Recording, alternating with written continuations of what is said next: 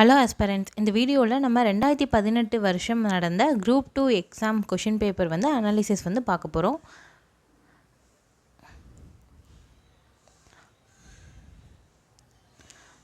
First Tamil வந்து பார்க்கலாம். First question பாருங்கள், என்ன கேட்டிருக்காங்கன்னு. உடல் மண்ணுக்கு உயிர் தமிழுக்கு அப்படின்ற கொள்கையை வந்து உயிர் மூச்சாக பெற்றவர் யார் அப்படின்னு சொல்லி கேட்குறாங்க. இது சொன்னவர் யார், இந்த பாட்டை எழுதினவர் யார் அப்படின்னு பார்த்தீங்கன்னா பாரதிதாசன். உடல் மண்ணுக்கு உயிர் தமிழுக்கு அப்படின்னு வந்து என்னென்னா பாட்டை எழுதியிருக்காரு. இன்னொரு முக்கியமான லைன் என்ன அப்படின்னா, தமிழுக்கு அமுதென்றே பேர் அப்படின்னு ஒரு பாட்டை எழுதியிருக்காரு. அதுவும் வந்து இவர் எழுதினது தான். அடுத்தது பார்த்தீங்கன்னா இன்னொரு டைலாக் வந்து சொல்லியிருப்பார். பெண் எண்ணில் பெண்ணா வந்து என்னென்னா பேதைன்னு நீங்கள் நினச்சிட்டு இருக்க வரைக்கும் என்னென்னா இந்த உலகம் வந்து உருப்படாது அப்படின்லாம் வந்து என்னென்னா சொல்லியிருப்பார். அடுத்தது என்ன பாடியிருக்காரு அப்படின்னு பார்த்தீங்கன்னா, கல்வி இல்லாத பெண்கள் கலர் நிலம் அப்படின்னு பாடியிருக்காரு.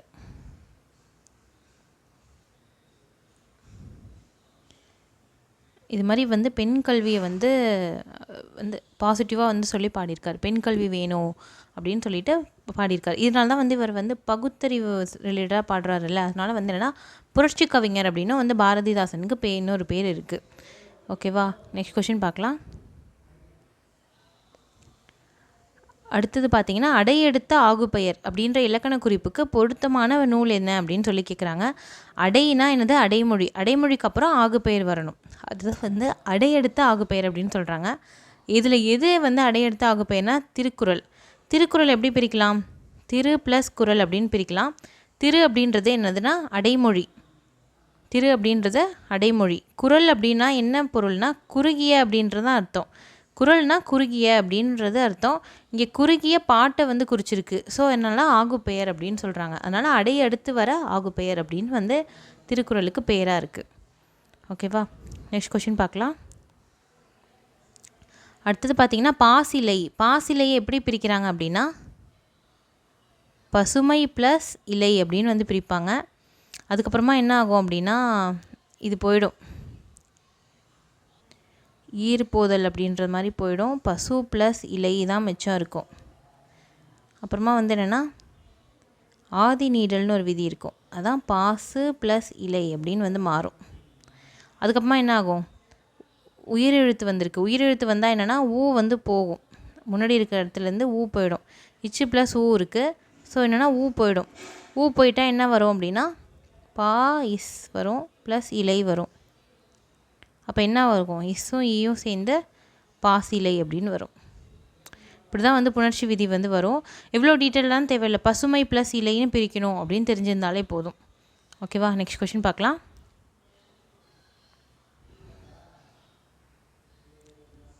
பிழையான கூற்றை வந்து கண்டறிய சொல்லியிருக்காங்க. உம்மை தொகையில் வல்லினம் மிகுமா அப்படின்னு சொல்லி கேட்குறாங்க. உம்மை தொகைனா வந்து மறைஞ்சி வரும். இப்போ கபில பரணர் அப்படின்னு வருதுன்னா கபிலரும் பரணரும் அப்படின்னு வரணும். இதில் வந்து வல்லினம் மிகுமா அப்படின்னு கேட்டால் வல்லினம் மிகாது. அப்படின்னா என்னது, இது கரெக்டு தான். இரட்டை கிளவியில் வல்லினம் மிகாது அப்படின்னு சொல்லியிருக்காங்க. பட சட இதெல்லாம் இரட்டை கிளவி. இதில் வல்லினம் மிகுமா அப்படின்னா மிகாது. ஸோ என்னென்னா இதுவும் கரெக்டு தான். வினைத்தொகையில் வல்லினம் மிகுமா அப்படின்னு பார்த்தீங்கன்னா நான் முன்னாடி வீடியோஸ்லேயே வினைத்தொகைனா என்னென்னு சொல்லியிருக்கேன். வினைத்தொகைனா முன்னாடி வந்து வினை வரும், பின்னாடி வந்து பெயர் வரும். அந்த வினை வந்து என்னென்னா எந்த காலம் காட்டுனே தெரியாது. இதுதான் வினைத்தொகைக்கான இது. இப்போ வந்து சுடு சோறு அப்படின்னு சொல்லலாம். சோறு அப்படின்றது பெயர், சுடு அப்படின்றது வினை. எந்த காலம் காட்டுதுன்னே வந்து சொல்ல முடியாது சுடு அப்படின்னா. இதான் வினைத்தொகை. இங்கே வந்து என்னென்னா இச்சு வருதா, சுடு சோறு இச்சு வருமா அப்படின்னா வராது. அப்படின்னா என்னது, வல்லினம் மிகலை, கரெக்டு தான். நாலாவது என்ன கொடுத்துருக்காங்கன்னா வன்றொடர் குற்றியலுகரத்தின் பின் வரும் வல்லினம் மிகாது அப்படின்னு சொல்லியிருக்காங்க. மிகாமல் இருக்கா அப்படின்னு பார்ப்போம். வன்தொடர் குற்றியலுகரம் பட்டு கசட தபர டே வருதா, ட தான் நான் இங்கே போட்டிருக்கேன். இது வன்தொடர் குற்றியலுகரம், டூன்னு முடிஞ்சிருக்கு. வன்தொடர் குற்றியலுகரம் பின்னாடி வந்து என்னென்னா புடவை அப்படின்னு போடுறேன். பட்டு ப்ளஸ் புடவை எப்படி வந்து சேரும் அப்படின்னா பட்டுப்புடவை அப்படின்னு வந்து என்னென்னா சேரும். அப்போ என்னென்ன வல்லினம் மிகுதா அப்படின்னு கேட்டால் மிகுது. ஆனால் இங்கே என்ன கொடுத்துருக்காங்க, மிகாதுன்னு சொல்லியிருக்காங்க. அப்போ என்னது, இது தப்பான ஸ்டேட்மெண்ட். அப்போ தான் நம்மளுக்கு இதுதான் வந்து ரைட்டான ஆன்சர். ஓகேவா, நெக்ஸ்ட் கொஷின் பார்க்கலாம். பொருத்தமானவற்றை தேர்ந்தெடுத்து எழுதுக அப்படின்னு சொல்லிட்டாங்க. செல்வி பாடினாள் இது வந்து என்னென்னா கரெக்டாக அப்படின்னு பார்த்தீங்கன்னா திணை வழு அப்படின்னு சொல்லியிருக்காங்க. திணை வழுவாக இருக்கா அப்படின்னு பார்த்தா இல்லை. திணை வழுனா எப்படி இருக்கணும்? உயர்திணை. செல்வினா என்னது? உயர்திணை. அக்ரிணையாக சொல்லியிருக்கணும். திணை 2 தான் இருக்குது, உயர்திணை அக்ரிணைன்னு. உயர்திணை கரெக்டாக தான் சொல்லியிருக்காங்க, அக்ரிணையாக சொல்லியிருக்காங்களா? செல்வி பாடியது அப்படின்னு சொல்லியிருந்தா திணை வழு. ஆனால் இங்கே திணை வழு இருக்கா அப்படின்னா இல்லை. அதனால் ஸோ வந்து இது தப்பு. அதனால் வந்து என்னென்னா என் மாமா வந்தது, இது திணை வழா நிலையா அப்படின்னு சொல்லியிருக்காங்க, இது வந்து தப்பு. இது திணை வழு. என் மாமா வந்தார் அப்படின்னு சொல்லணும், மரியாதையாக சொல்லணும். வந்தது அப்படின்னு சொல்லியிருக்காங்க, அக்ரிநிலை சொல்லியிருக்காங்க. அதனால் என்னென்னா திணை வழா நிலை அப்படின்று வந்து சொல்லியிருக்காங்க, தப்பு. நான் வந்தேன், இது என்னென்னா இடவழு அப்படின்னு சொல்லியிருக்காங்க. நான் வந்தேன் கரெக்டாக தானே இருக்குது, இது எப்படி வழுவாகும்? நான் வந்தாய், நான் வந்தார்கள் அப்படின்னு சொன்னால் அது இடவழு. ஏன்னா அவர்கள் வந்தார்கள் அப்படின்னு தான் நான் சொல்லணும். நீ வந்தாய் அப்படின்னு சொல்லணும். அங்கே போய் நான் வந்தேன் அப்படின்னு சொல்கிறது நம்ம கரெக்டு தான். ஆனால் வந்து என்னென்னா இங்கே இடவழுவோ அப்படின்னு கொடுத்துருக்காங்க, அதனால் என்னென்னா தப்பு. அடுத்தது பார்த்திங்கன்னா நாய் கத்தும் அப்படின்னு வந்து சொல்லியிருக்காங்க, இது மரபு வழுவா அப்படின்னா ஆமாம். சாரி, இது தப்பு. நாய் கத்தும், இது மரபு வழுவா அப்படின்னா ஆமாம். நாய் என்ன பண்ணும்? குறைக்கும், கத்தாது. ஸோ என்னென்னா நாய் கத்தும் அப்படின்றது என்னது? நம்ம நாய் கத்தும் தான் ஆனால் சொல்கிறோம். நாய் குறைக்கும், அது வந்து என்னென்னா மரபு வழு. கரெக்டாக அப்படின்னு பார்த்திங்கன்னா இதுதான் கரெக்டு. அதனால் நம்ம இதுதான் வந்து நம்மளோட ஆன்சர். ஓகேவா? நெக்ஸ்ட் கொஷின் பார்க்கலாம். பிழையான தொடரை அடுத்தது கண்டுபிடிக்க சொல்லியிருக்காங்க. என்னன்னு பாருங்கள். சுட்டெழுத்துக்களில் பின்னாடி வல்லினம் மிகுமா அப்படின்னு கேட்டால் மிகும். ஆன்றது சுட்டெழுத்து, பின்னாடி பையன் அப்படின்னு வருதுன்னா எப்படி வரும்? அப்பையன் அப்படின்னு வரும். வல்லினம் இங்கே மிகுந்திருக்கா அப்படின்னா மிகுந்திருக்கு. ஸோ அதனால் வந்து கரெக்டு. ஓரெழுத்து ஒரு மொழிக்கு பின்னாடி வல்லினம் மிகும் அப்படின்னு சொல்லியிருக்காங்க. இப்போ ஓரெழுத்து ஒரு மொழிக்கு பின்னாடி வல்லினம் மிகும்னு சொல்கிறாங்க. இப்போ கை அப்படின்றது என்னென்னா ஓரெழுத்து ஒரு மொழி தான். கை ப்ளஸ் பாவைன்னு வச்சுருக்கோம். கைப்பாவை அப்படின்னு சொல்கிறோமா? கைப்பாவை. வல்லினம் மிகுதா அப்படின்னு பார்த்தீங்கன்னா வல்லினம் மிகுது. அதனால் இதுவும் கரெக்டு. உவமை தொகையில் வல்லினம் மிகும் அப்படின்னு சொல்லியிருக்காங்க. இதுக்கு எக்ஸாம்பிள் பார்த்தீங்கன்னா மலர்பாதம். மலர்பாதம் எழுதும்போது இப்போ வருமா? மலர்பாதம்னா என்ன பொருள் வரும்? மலர் போன்ற பாதம் அப்படின்னு வருமா? அப்படின்னா என்னது? உவமை தொகை. வல்லினம் வந்து இங்கே மிகுந்து வந்திருக்கு. ஸோ என்னென்னா கரெக்டு தான். இரட்டை கிளவியில் வல்லினம் மிகும் அப்படின்னு சொல்லியிருக்காங்க. இது வந்து தப்பு. பிழையான தொடர் தானே கேட்டிருக்காங்க, அதனால் இதுதான் தப்பு. ஏன்னா பட பட சட சட இப்படி தானே வரும், சல சல. இங்கே வந்து மிகுதா அப்படின்னு கேட்டிங்கன்னா இல்லை, வல்லினம் மிகுல. ஸோ என்னென்னா 4th ஆப்ஷன் தான் வந்து கரெக்டு. பிழையான தொடர் வந்து அதுதான். நெக்ஸ்ட் கொஷின் பார்க்கலாம். பொறுத்த சொல்லியிருக்காங்க. ஆங்கிலத்துக்கு சரியான தமிழ் வார்த்தையை. செக் அப்படின்னா என்னது? செக்னா காசோலை, தெரியுமா? தெரியும்ல நம்மளுக்கு, காசோலை. ஃபைல் அப்படின்னா என்னது? கோப்பு. 3. விசா அப்படின்னா என்னது? நுழைவு இசைவு. விசா அப்படின்னா என்னென்னா ஒரு நாட்டுக்கு நம்ம போய் நுழையணும் அப்படின்னா அந்த நாட்டில் இருக்கிற அத்தாரிட்டிஸ் வந்து இங்கே இருப்பாங்க நம்ம நாட்டில். அவங்க வந்து ஓகே சொன்னால் தான் நம்ம வந்து போக முடியும். அதான் வந்து விசா. விசானா என்ன அப்படின்னா நுழைவுக்கு இசைவு கொடுக்கணும், அதான். பாஸ்போர்ட் அப்படின்னா என்னென்னா கடவுச்சீட்டு. 1 வரும். அப்படின்னா 4, 3, 2, 1 ஆப்ஷன் ஏ தான் வந்து கரெக்டான ஆன்சர். நெக்ஸ்ட் கொஷின் பார்க்கலாம். அவன் பொன்னன், இது எந்த வகையான பேர் அப்படின்னு சொல்லி கேட்குறாங்க. பொன்னன்னா பொண்ணை வச்சு சொல்லியிருக்காங்க. பொன் ப்ளஸ் அன் அப்படின்னு பிரிக்கலாமா? அதனால் வந்து பொன் அப்படின்றது என்னது? பொருள். அதனால் என்னென்னா பொருட்பெயர் அப்படின்னு சொல்லியிருக்கோம். இப்போ அவன் மதுரையான் அப்படின்னு சொல்கிறோன்னு வச்சுக்கோங்களேன். மதுரை அப்படின்றது என்னது? இடம். ஆனால் இடப்பெயர் அப்படின்னு வந்து சொல்லலாம். அப்போ இதுவே கண்ணன் அப்படின்னு சொன்னோன்னா கண் ப்ளஸ் அன் அப்படின்னு பிரிக்கலாம். ஸோ கண் அப்படின்றது சினை. ஸோ சினை பெயர் அப்படின்னு வரும். அவன் சித்திரையான் அப்படின்னு சொன்னோன்னு வச்சுக்கோங்களேன். சித்திரை அப்படின்றது என்னது? மாதம், காலம். அதனால் என்னது? காலப்பெயர். அதோடு வந்து சம்மந்தப்பட்டது அப்படின்னு வந்து சொல்கிறாங்க.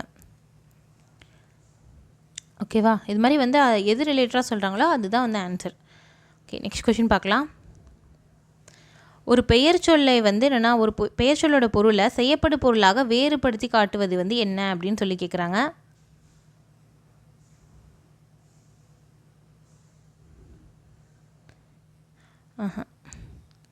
வளவன் திருக்குறள் படித்தான் அப்படின்னு நான் எழுதியிருக்கேன்.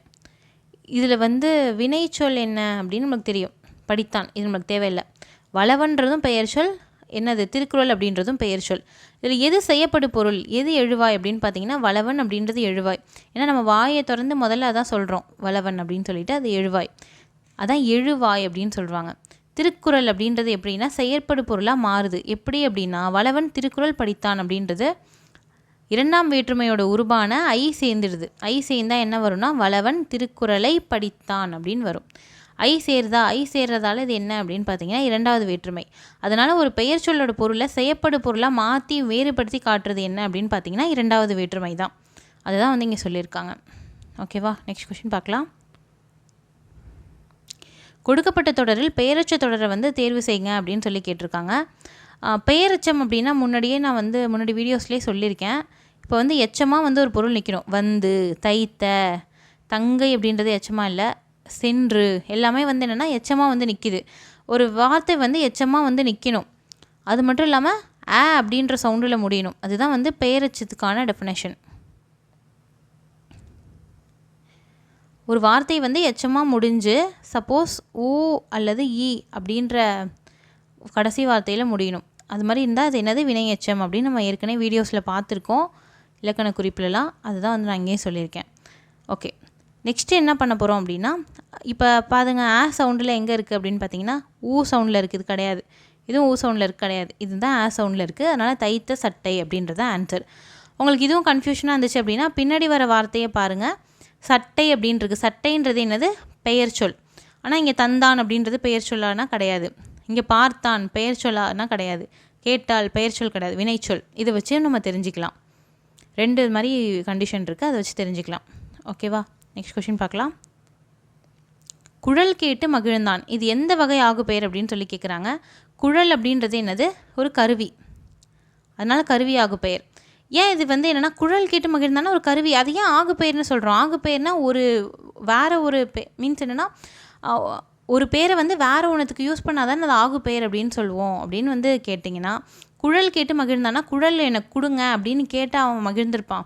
குழல்லேருந்து வர இசையை கேட்டு மகிழ்ந்திருக்கான். குழல்லேருந்து வர இசையை இங்கே என்ன கொடுத்துருக்காங்க அப்படின்னா குழல் அப்படின்னே கொடுத்துட்டாங்க. அதனால் குழலோட இசை எதுக்கு ஆகி வந்திருக்கு, குழலுக்கு ஆகி வந்திருக்கு. ஸோ அதனால் என்னென்னா கருவி ஆகு பெயர் அப்படின்னு வந்து சொல்லியிருக்காங்க. ஓகேவா, நெக்ஸ்ட் கொஸ்டின் பார்க்கலாம்.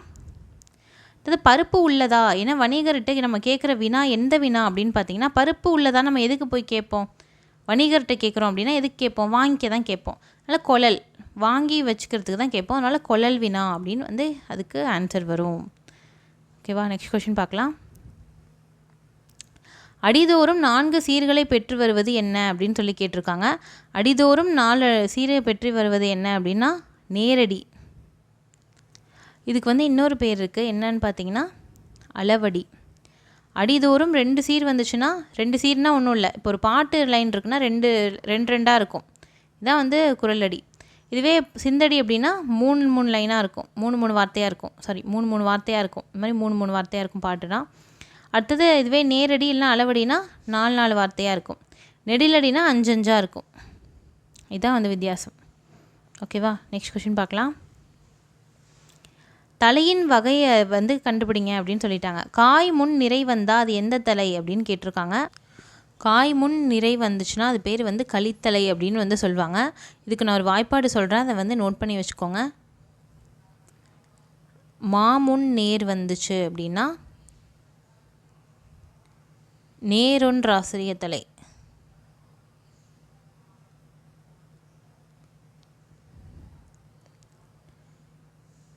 இதுவே வந்து விலம் முன் நிறை வந்துச்சு அப்படின்னா விலம் முன் நிறை அப்படின்னா நிறையொன்ற ஆசிரிய தலை.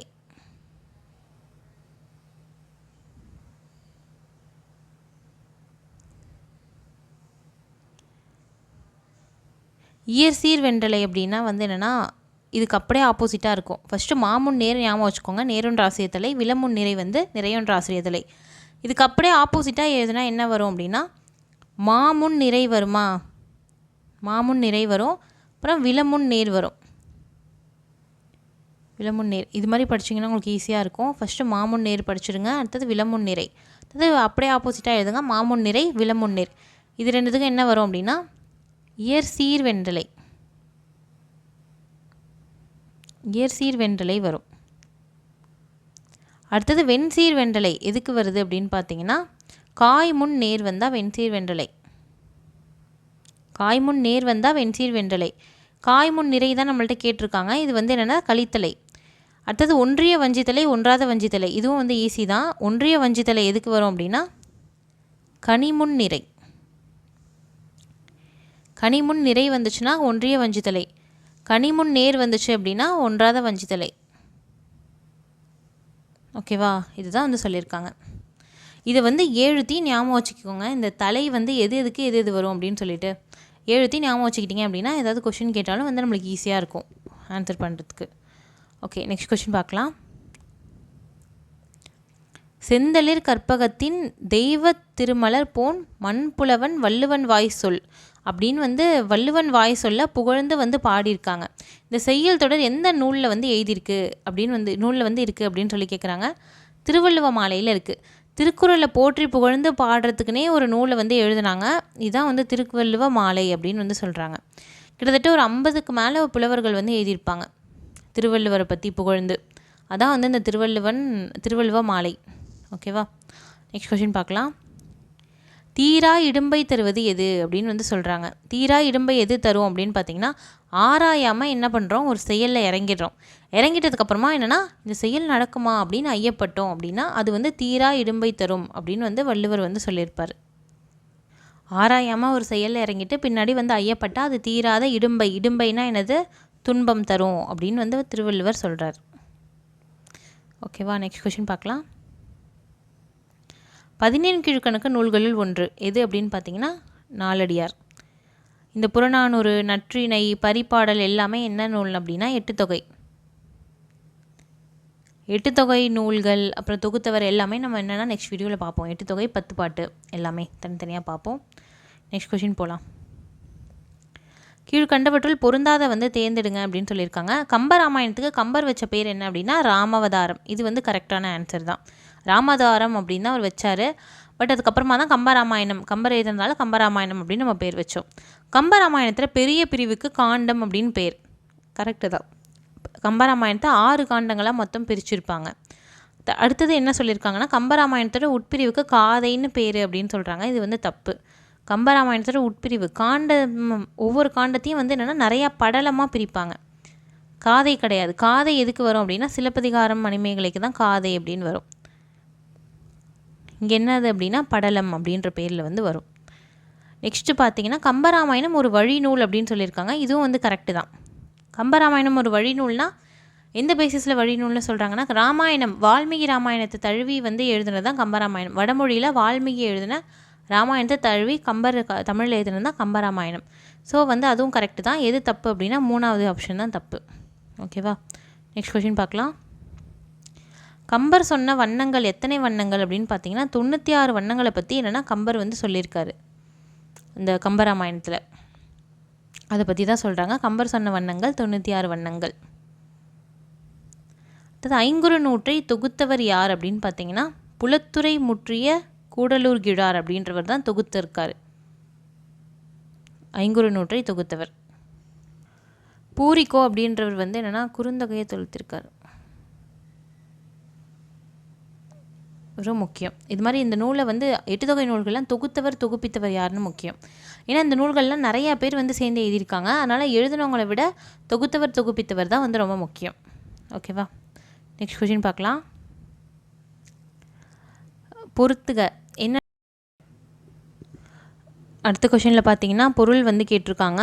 துஞ்சல் அப்படின்னா என்னது, சோம்பல் அப்படின்னு அர்த்தம். சோம்பி போயிருக்கிறது, உறக்கம் இல்லைனா சோம்பல் அப்படின்னு மீனிங் வரும்.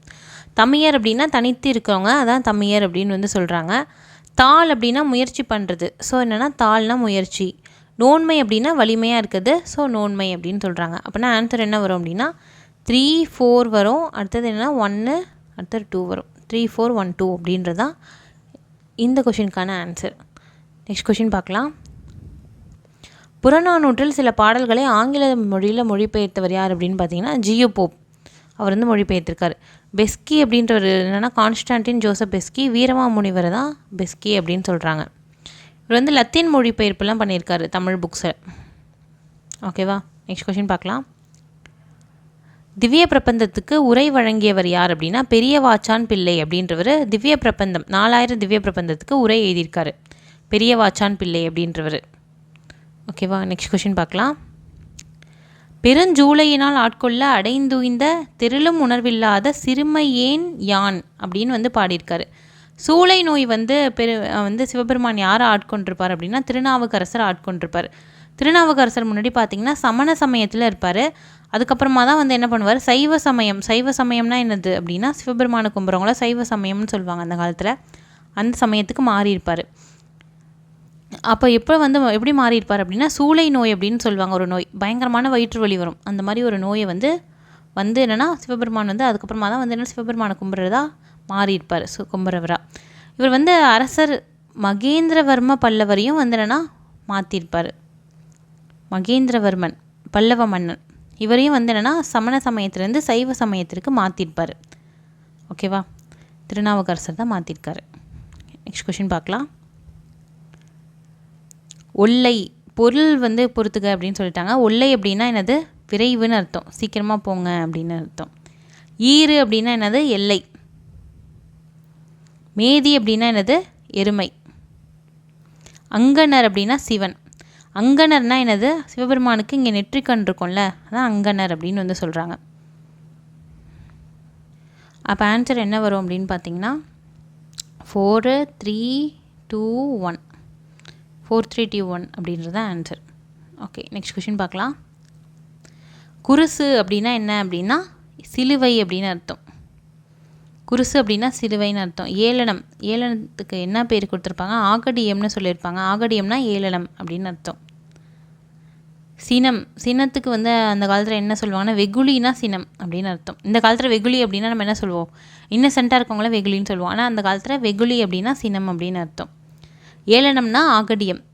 சிலுவைக்கு வந்து என்ன, குருசு அப்படின்றது வரும். நெக்ஸ்ட் கொஷின் பார்க்கலாம். கிறிஸ்துவ கம்பர் அப்படின்னு அழைக்கப்பட்டவர் யார் அப்படின்னா H.A. கிருஷ்ணபிள்ளை அப்படின்றவர் தான். இவர் நிறைய புக்ஸ் வந்து எழுதியிருக்காரு.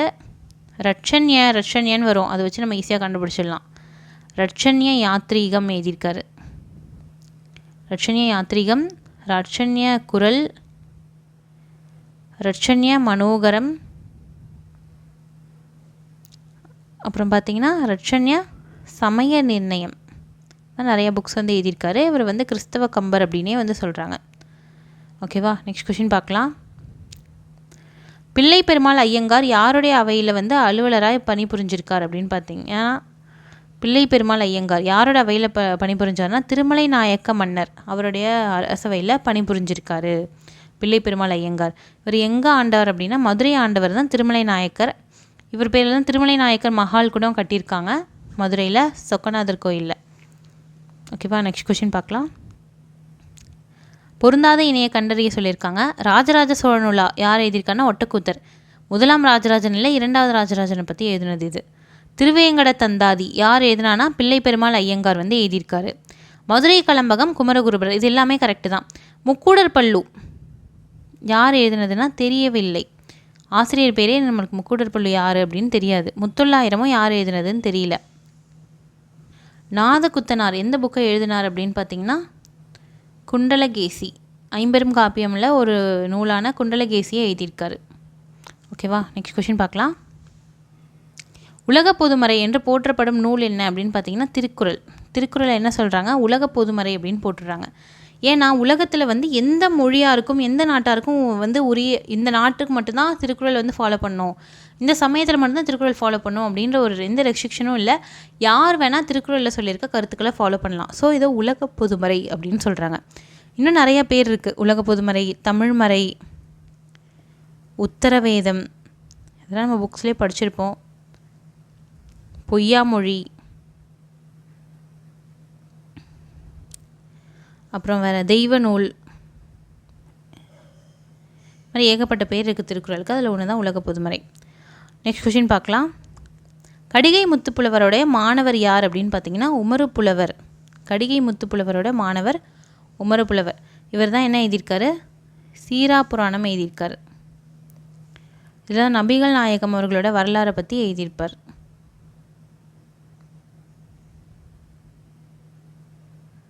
ஓகேவா, உமறுப்புலவர் எழுதியிருக்காரு. நெக்ஸ்ட் கொஷின் பார்க்கலாம். பேராசிரியர் பே சுந்தரம் பிள்ளை அவர்கள் யாரை வந்து ஞான ஆசிரியராக கொண்டு ஒழுகி வந்திருக்கார். சுந்தரம் பிள்ளை, பே சுந்தரம் பிள்ளைனா யாருன்னா மனோன்மணியம் சுந்தரனார் அவர் தான். மனோன்மணியம் சுந்தரனார்னா யார்? நம்ம தமிழ்த்தாய் வாழ்த்து பாடலை வந்து எழுதினவர் அவர் தான் மனோன்மணியம் பே சுந்தரனார் அப்படின்னு வந்து நம்ம புக்ஸ்லலாம் வந்து இருக்கும். இவர் தான் வந்து என்ன பண்ணியிருக்காரு? தமிழ்த்தாய் வாழ்த்து பாடியிருக்காரு.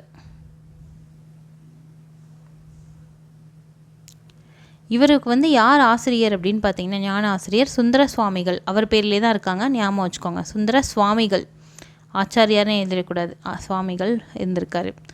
நெக்ஸ்ட் கொஷின் பார்க்கலாம். நமக்கு தொழில் கவிதை நாட்டிற்கு உழைத்தல் அப்படின்னு பாடினவர் யார் அப்படின்னா சுப்பிரமணிய பாரதியார். நமக்கு தொழில் என்னவா? கவிதை பண்ணுறது, நாட்டிற்கு உழைக்கிறது அப்படின்னு சொல்லிட்டு பாடியிருக்காரு.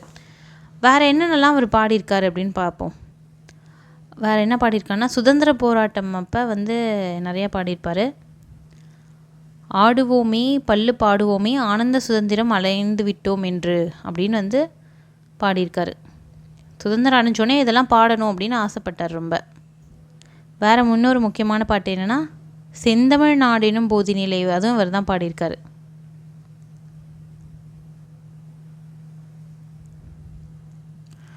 அடுத்தது பார்த்திங்கன்னா இன்னொரு பாட்டு என்னென்னா எல்லோரும் ஓர் குலம் எல்லோரும் ஓர் இனம் பாடியிருக்காரு.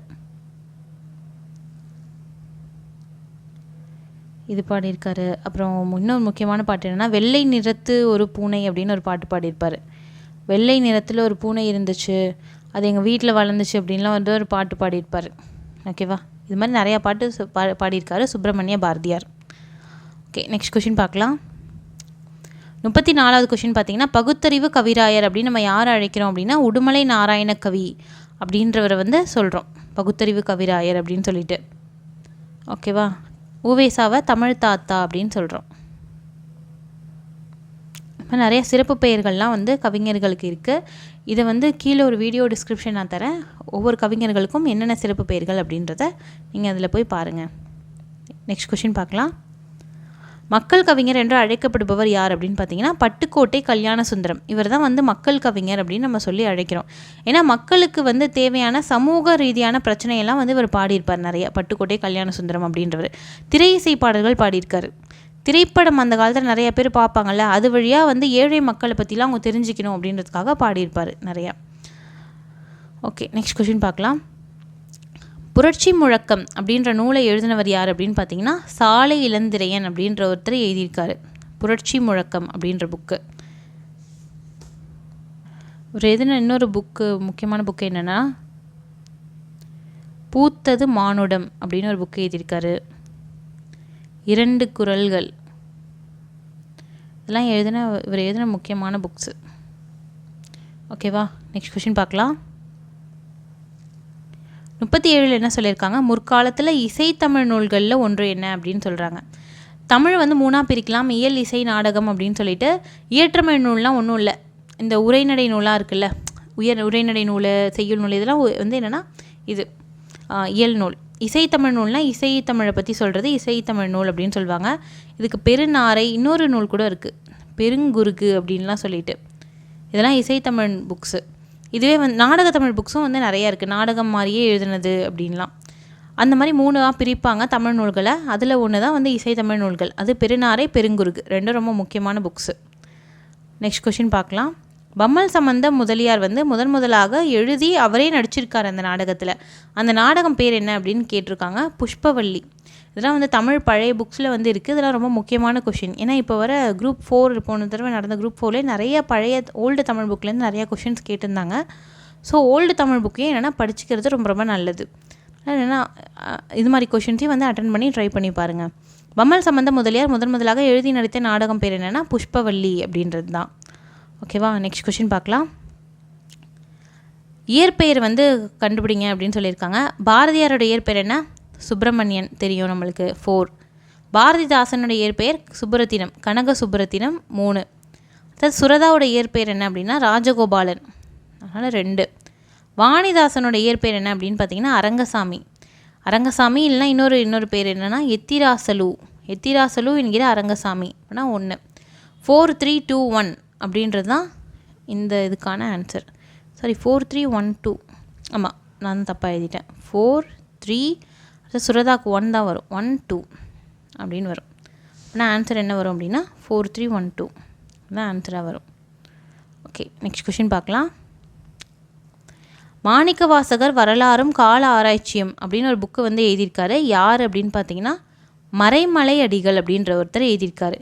இவர் இந்த மறைமலை அடிகள் பார்த்தீங்கன்னா தனித்தமிழ் இயக்கம் அப்படின்ற ஒரு இயக்கம் வந்து உருவாக்கியிருக்காரு. தனித்தமிழ் இயக்கம் சொல்லிட்டு எந்த மற்ற வடமொழியெலாம் வந்து கலக்காமல் தூய தமிழாக இருக்கணும், அதான் தனித்தமிழ் இயக்கம் அப்படின்னு ஒன்று வந்து என்னென்னா உருவாக்கியிருப்பார். இவரோட பொண்ணும் அவங்களுக்கு ஹெல்ப் பண்ணியிருப்பாங்க. அவங்க பேர் என்னென்னா நீலாம்பிகை அம்மையார். அவங்களும் வந்து இவருக்கு வந்து ஹெல்ப் பண்ணியிருக்காங்க இந்த விஷயத்தில். ஓகேவா, நெக்ஸ்ட் கொஷின் பார்க்கலாம்.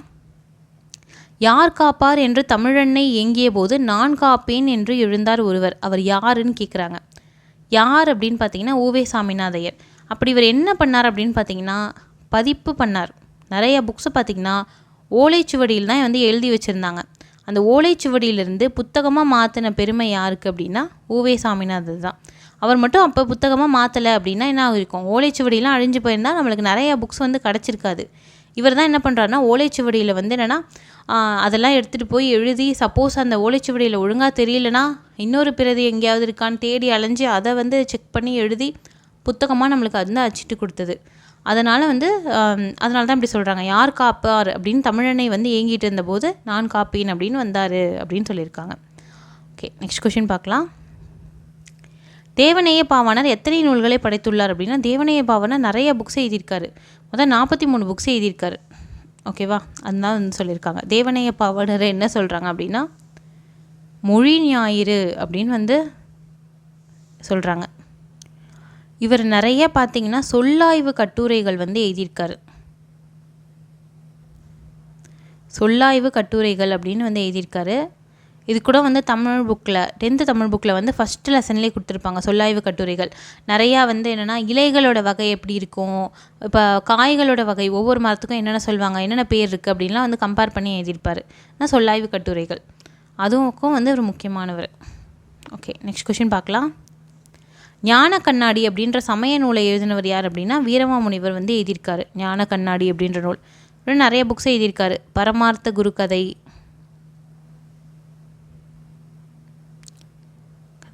காவலூர் கலம்பகம், அப்புறம் வேறு என்னென்னா தேம்பாவனை எழுதியிருக்காரு. நிறையா புக்ஸ் வந்து எழுதியிருக்காரு. ஓகேவா, நெக்ஸ்ட் கொஷின் பார்க்கலாம்.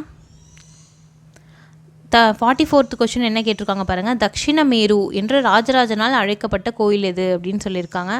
தக்ஷிணம் அப்படின்னா என்னது, இப்போ இந்தியா அப்படி இருக்குதுன்னு வச்சுக்கோங்களேன். இந்தியா வந்து இப்படி இருக்குது. இந்த சைடு பார்த்திங்கன்னா நார்த்து சைடு பார்த்திங்கன்னா உத்தரம் அப்படின்னு சொல்லுவாங்க. அதனால தான் உத்தரப்பிரதேசம் அங்கே இருக்குது. கீழே சவுத் சைடு பார்த்திங்கன்னா தக்ஷிணம் அப்படின்னு சொல்லுவாங்க. அதனால தான் வந்து என்னென்னா காவிரிக்கு தக்ஷிண கங்கா அப்படின்னு பேர் இருக்குது. தக்ஷிணம் அப்படின்னு வந்து சவுத் சைடு சொல்லுவாங்க. தக்ஷிண மேரு அப்படின்னா மலைன்னு அர்த்தம்.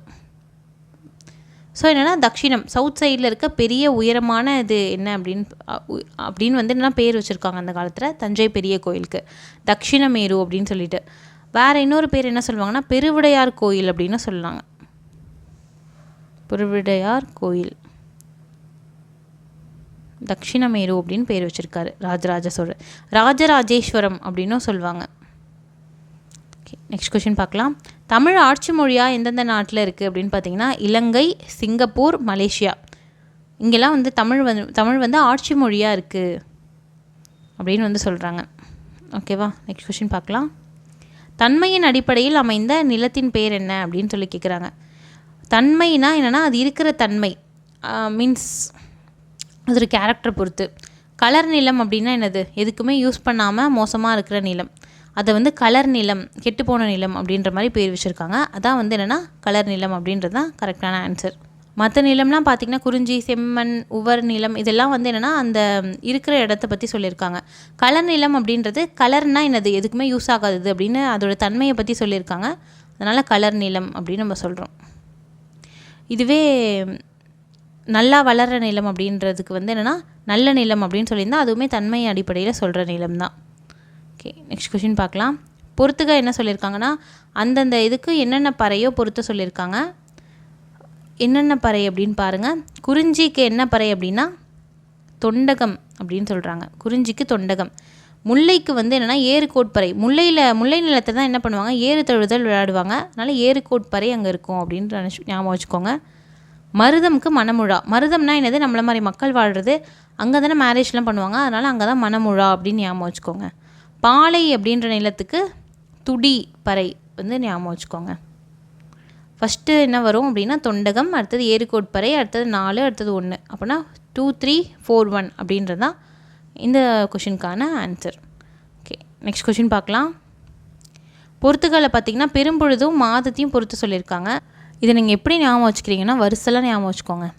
கார், குளிர், அடுத்தது முன்பனி, அடுத்தது பின்பனி, அடுத்தது பார்த்திங்கன்னா இளவெனில், அடுத்தது முதுவெனில். இது மாதிரி ஞாபகம் வச்சுக்கோங்க வரிசலாக. ஃபஸ்ட்டு கார்காலம். கார்காலத்தில் வந்து என்ன வரும் அப்படின்னு பார்த்தீங்கன்னா, கார்காலத்தில் இந்த மாதிரி வரிசலாக ஞாபகம் வச்சுக்கோங்க. முதல்ல கார், குளிர், முன்பனி, பின்பனி, இளவெனில், முதுவெனில்.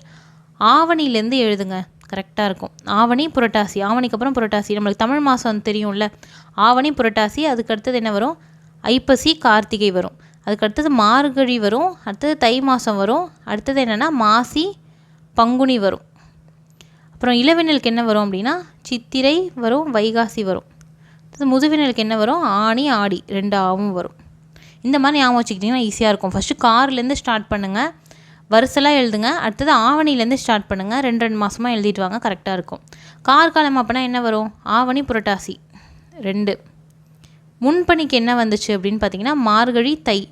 மார்கழி, தை மாதம் 1. முதுவெனிலுக்கு என்ன வருது அப்படின்னா 2 ஆ வருது, ஆனி, ஆடி 4. குளிர்காலம் என்ன வருது அப்படின்னா ஐப்பசி, கார்த்திகை. அதனால் என்னது 3. 2, 1, 4, 3 அப்படின்றது தான் ஆன்சர். ஓகேவா, நெக்ஸ்ட் கொஷின் பார்க்கலாம். உற்றறிதல், சுவர்தல், நுகர்தல், இந்த 3 அறிவும் வந்து எந்த உயிருக்கு உடையது அப்படின்னு சொல்லி கேட்குறாங்க. 3 அறிவு. நுகர்தல் உணர்வு எதுக்கு இருக்குது, எறும்புக்கு இருக்குது. எறும்புக்கு வந்து பார்க்குற அறிவு இருக்காது, நுகர்தல் அறிவு தான் இருக்கும் அப்படின்னு நமக்கு தெரியும். அதனால் நம்ம கண்டுபிடிச்சிடலாம். கரையான், இரும்பு, அதுக்கு தான் வந்து நுகர்தல் அறிவு வரையும் தான் 3 அறிவு தான் இருக்கும். 4 அறிவுனா இன்னும் அடுத்தது என்ன செய்யணும் அப்படின்னா காணல். பார்க்குறதும் சேர்ந்ததுன்னா 4 அறிவு. கேட்குறது சேர்ந்துச்சுன்னா என்னது 5 அறிவு. அடுத்தது பகுத்தறிவு சேர்ந்துச்சுன்னா 6 அறிவு அப்படின்னு அர்த்தம். ஓகேவா, நெக்ஸ்ட் கொஷின் பார்க்கலாம். இதை பிரித்து எழுதுக்க பாருங்கள். Last question. வேறு இல்லை எப்படி எழுதலாம் அப்படின்னா வேறு ப்ளஸ் இல்லை அப்படின்னு எழுதலாம் பிரித்து. இதுதான் வந்து இங்கே கொடுத்துருக்காங்க. வேறு ப்ளஸ் இல்லைன்னா வேறு எதுவும் இல்லை அப்படின்னு அர்த்தம். வேறு ப்ளஸ் இல்லை இதுதான் ஆன்சர். ஓகேவா, நெக்ஸ்ட் கொஷினில் வந்து என்னென்னா நெக்ஸ்ட் வீடியோவில் நெக்ஸ்ட் பார்ட் வந்து பார்ப்போம். இதில் வந்து உங்களுக்கு ஏதாவது டவுட்ஸ் இருந்தால் கமெண்ட் செக்ஷனில் வந்து கமெண்ட் பண்ணுங்கள். நம்ம சேனலில் வந்து என்னென்னா டெய்லியும் வந்து இந்த மாதிரி டிஎன்பிஎஸ்சி ரிலேட்டட் வீடியோஸ் பார்க்குறதுக்கு சப்ஸ்கிரைப் பண்ணிக்கோங்க. தேங்க்யூ.